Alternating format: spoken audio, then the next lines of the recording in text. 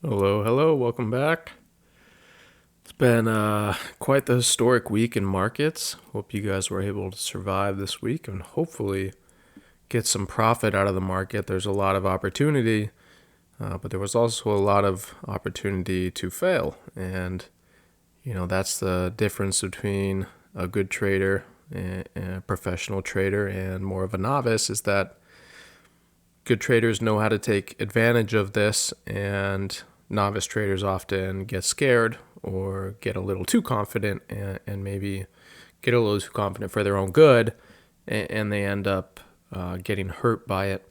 And there's nothing wrong with sitting back and if you realize that you're not skilled enough to trade something or a certain time period, then just sit back and wait till something you're comfortable with happens, right? Until the market gets back under control a little bit. We will go into Gamestop, as you can see from the title. I'm not going to go in to make a super long video. I'm going to try to keep it kind of quick because I'm pretty busy this weekend. But SPY daily chart, we've been talking about this for weeks and weeks, that the market is not healthy under the hood. And I started posting on Twitter the day before the first drop happened, and then the morning of the drop, the first big red day, I was posting on Twitter noting that there were several indices such as the IWM that was below where buyers have been picking it up ever since this gap up here. You can see the same in the SMH. This is a tech leader. And so we have the same idea. Here was the breakout spot, buy. Guess what? It was breaking down underneath. So what does that mean? The average long, the average buyer from this point, everyone in here, the average buyer is now red. And so what do? They're going to sell. These guys are all expecting it to go higher. Maybe there was some profit taking here, but any partial positions, anyone that hasn't sold at all, they're all selling here because they're red. And so they want to stop out. And so this was all being noted on Twitter. That's going to be in my bio. I give live updates pretty much every day, trade setups. And hopefully, if you pay attention to that, you'll get saved from stuff like this. And so those were the hints, guys. And we had volatility diverging, right? We had these massive gap ups on volatility. It's just way more... It's a huge increase in volatility compared to how much the market was gapping down. And so if you see that divergence there, along with the other indices, to take risk off, and to even maybe look for short trades. And it's really important that you guys don't be perma bear, perma bull, but as soon as that sign hits, you recognize it in the morning, just get up, take 2 minutes to check all the indices, check the volatility index, and you can simply see something like that and say, hey, risk off, maybe even look for shorts. If you're in a lot of longs, chill out, right? Chill out, get out, and just wait for this to settle down. Okay, let's look at what we're actually going to view the market as coming into this week. 5-day moving average, steeply down. So we want to remain cautious. We have had quite a few down days here. I'm going to go ahead and take these off. And so this golden VWAP here, this is the year-to-date moving average. And so this is the first area that we're going to look for some potential supply, right? So it'll be about right here. Whoops. You can see that that's been a pretty important point as well. And so as it trends down, you'll have the 5-day moving average coming down. So if we're to come up towards that, and here is the 20-day moving average up here. So guys, this is all going to be in the same general area. If we come up to test here and we're met with strong supply, and we continue to close far below this 20-day moving average, I can say with fairly good confidence that it will not end very well in the short term, and we can probably look for a move down to about 350. So it's very important to realize this. At the same time, we're at a really pivotal VWAP from this high. You can see this just a large change in the character of the market on this day. So we throw a VWAP on there, and sure enough, 3 times major support, and we had large swing lows from every one of those spots. And so we're back there. Although this time, the severity of the drop is a bit worse, and there's been a bit more supply built up. So again, we're going to watch this area, 375.50, 376, okay? Watch that for potential supply. Otherwise, we're looking at 350 because when the market gapped up here and came down, we found support. This is also a previous pivot high here. And you can see as the market gapped up on this day here, it found support and then broke through. So it broke through, retested, gapped over, held. So it's a very pivotal point right at about 353. And so we're going to continue to monitor that area as a big support if we end up coming down. If we do get far below that, right, we're looking all the way down here. We have some really important VWAPs down here. We'd be looking at about 340, 338 if the market is to really get out of control. Okay, so we remain risk off, and we're going to continue to really monitor the market, as in SPY, all these indices, and volatility, because at this current point, those are going to be great trading vehicles. Okay, let's look at GameStop. I'm not going to spend a ton of time walking through why this happened, how it happened. There's so much information out there that you guys have probably already seen or can look into, okay? Essentially, high short float, retail comes in, starts buying, and GameStop is probably too shorted for its own good. They have cash, and they have cash to pay off any sort of debt that they're going to get in here during these hard times. And, people realized that, and so they started buying.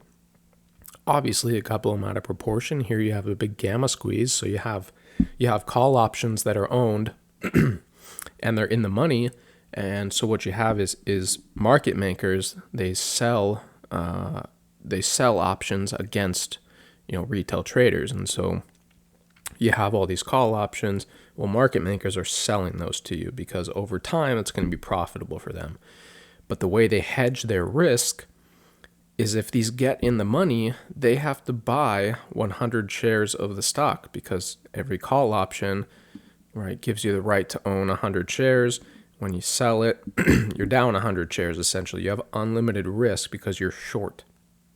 When you're short, you have unlimited risk. So when all these call options get in the money, specifically here, I believe there was a large volume of call options. I don't remember what strike it was, but essentially this leads to not only short covering, not only mass amounts of buying, but also market makers who have a lot of money and they're short a lot of calls. They have to buy 100 shares for every call that they're short.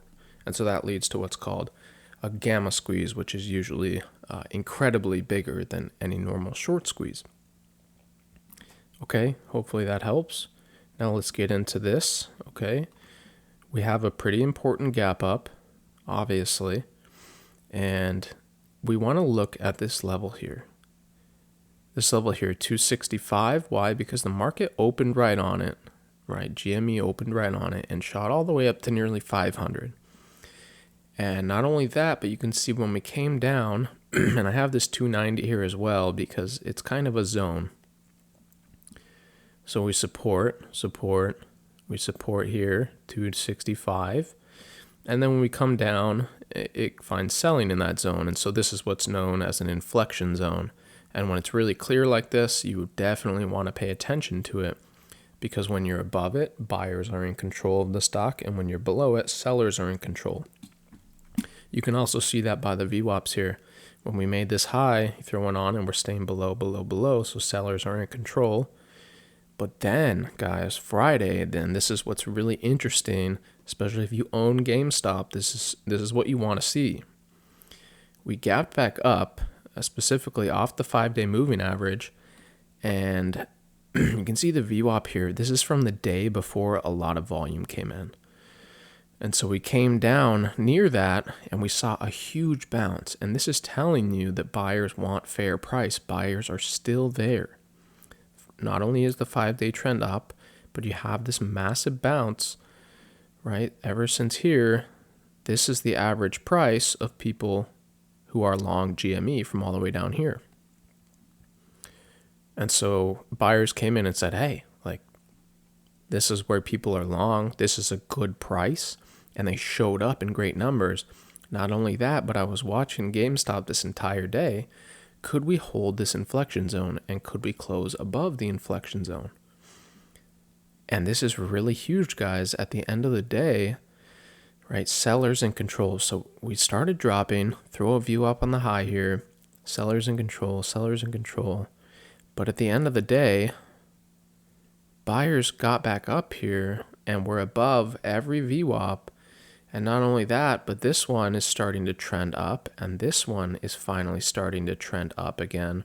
So guys, I think early next week, GameStop can see another move higher, given that there's no big gap down. Any gap down below this VWAP here, and certainly below 265, 240. So I mean, if we fell below 240 and we started selling straight off it, this is definitely going way back down. But here's what we want to look for. We stay above this inflection zone, and we have these VWAPs here where they're going to be right around 295 to 305. As long as we hold that, I think we can go higher. If we gap up, here's the key levels we want to look for. I think 379, 380 right here is very critical. And so all these three are going to be really critical, but I think this is the most critical, mainly because when we got above here, you can see we held, we opened here, we came up, hit our head. Here is where we go up, and we started to hold, but no, we get back below it.